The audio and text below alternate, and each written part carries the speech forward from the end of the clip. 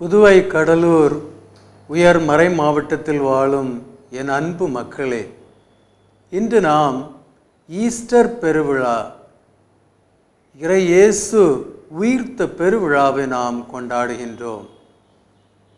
உங்கள் அனைவருக்கும் நான் இறை இயேசுவின் உயிர்த்த பெருவிழாவின் மகிழ்ச்சியை தெரிவிக்கின்றேன். பல மக்கள் என்ன நினைக்கின்றார்கள் என்றால், கிறிஸ்தவர்களுக்கு பெரிய பெருவிழாவாக கொண்டாடுவது கிறிஸ்மஸ் என்று. அது தவறு. கிறிஸ்தவர்களின் பெரிய விழா ஈஸ்டர். ஆண்டவர் உயிர்த்தெழுந்த திருவிழாதான் கிறிஸ்தவர்களின் பெருவிழா. ஆண்டவர் இயேசு உயிர்த்தெழவில்லை என்றால் அவருடைய பிறப்பு விழாவை கொண்டாட முடியாது.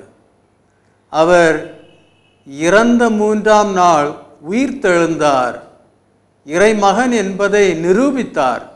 அதனால்தான் உலக மக்கள் அவருடைய பிறந்த விழாவை கொண்டாட தொடங்கியுள்ளார்கள். எனவே உலக மக்கள் அனைவருக்கும், கிறிஸ்தவர்களுக்கு மட்டுமல்ல, உலக மக்கள் அனைவருக்கும் ஈஸ்டர், இயேசுவின் உயிர்ப்பு விழா ஒரு பெருவிழாவாக இருக்கின்றது. எனவே இன்று நாம் மகிழ வேண்டும், இறைவனுக்கு நன்றி செலுத்த வேண்டும். ஏனென்றால் நாம் இந்த உலகத்தில் வாழும் வாழ்க்கைக்கு ஒரு உண்மையான அர்த்தம் கிடைப்பது இறை இயேசுவின் உயிர்ப்பினால்தான்.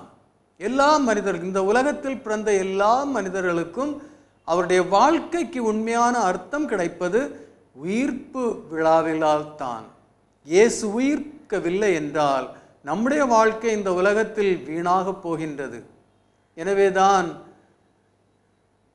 திரு பவுல் அடிகளார் கொரிந்தியருக்கு எழுதிய தன்னுடைய முதல் திருமுகத்திலே அவர் இப்படி சொல்வார்: இறை இயேசு உயிர்த்தெழவில்லை என்றால் நம்முடைய விசுவாசம் வீண், நம்முடைய வாழ்க்கை அர்த்தமற்றது என்று அவர் சொல்கிறார்.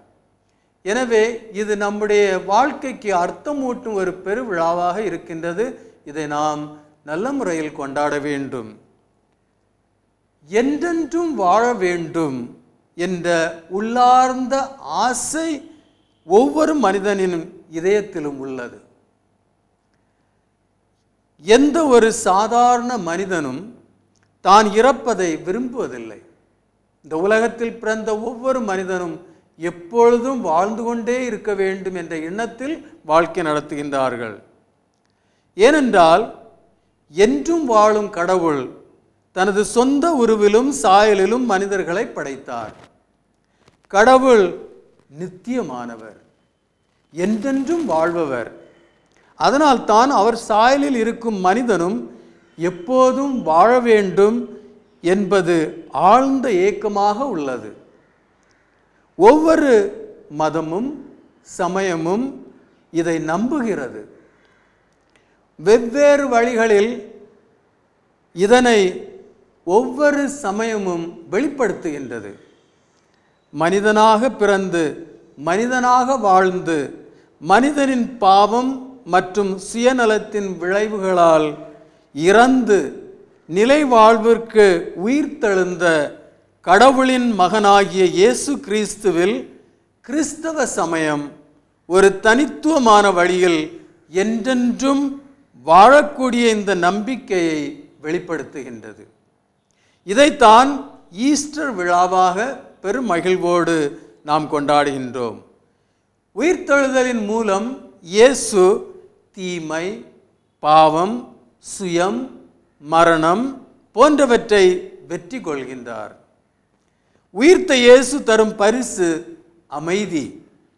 யோவான் நற்செய்தி அதிகாரம் 20 வசனம் 19 உயிர்த்தெழுந்த இயேசு தங்கள் குருவான இயேசுவைப் போல கொல்லப்படுவோமோ என்ற அச்சத்தில் பூட்டிய அறைக்குள் இருந்த தம் சீடர்களுக்கு தோன்றி உங்களுக்கு அமைதி உண்டாகுக என்று வாழ்த்துகிறார். இன்று உலகம் அமைதிக்காக தவிக்கின்றது.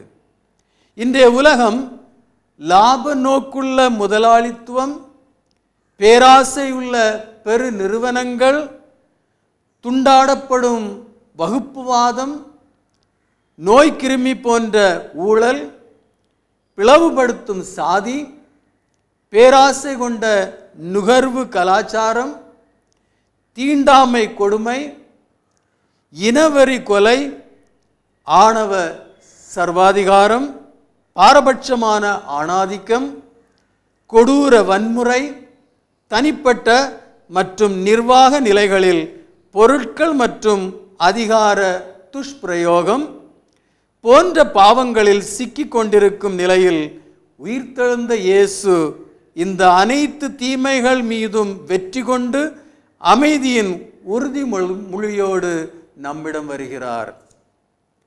உயிர்ப்பு பெருவிழாவானது. இயேசு தீமை, பாவம், சுயம் மற்றும் மரணம் போன்றவற்றை வென்றார் என்ற உண்மையை உலகிற்கு பறைசாற்றுகின்றது.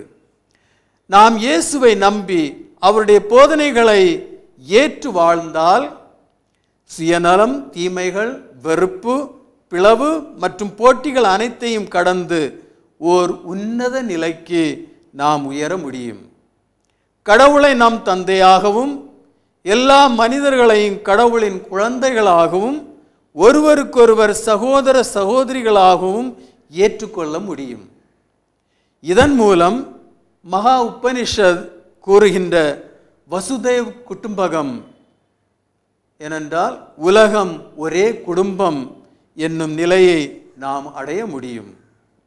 உயிர்ப்பு பெருவிழா கொண்டாட்டமானது நாம் அனைவரும் நமது சுயநலம், சமூகத்தில் உள்ள அனைத்து தீமைகள், பிளவுபடுத்தும் காரணிகள், நம்மிடையே உள்ள ஏற்றத்தாழ்வு போக்குகள் ஆகியவற்றை கடந்து ஒரே குடும்பமாக வாழ அனைவருக்கும் உயிர்த்த இறைவனின் மகிழ்ச்சியை பகிர்ந்து கொள்ளவும் உதவட்டும்.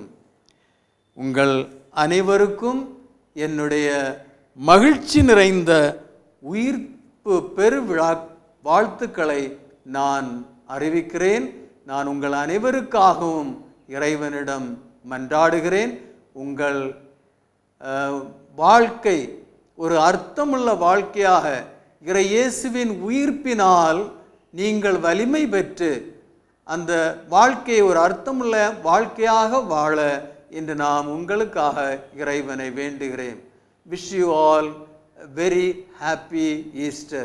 God bless you.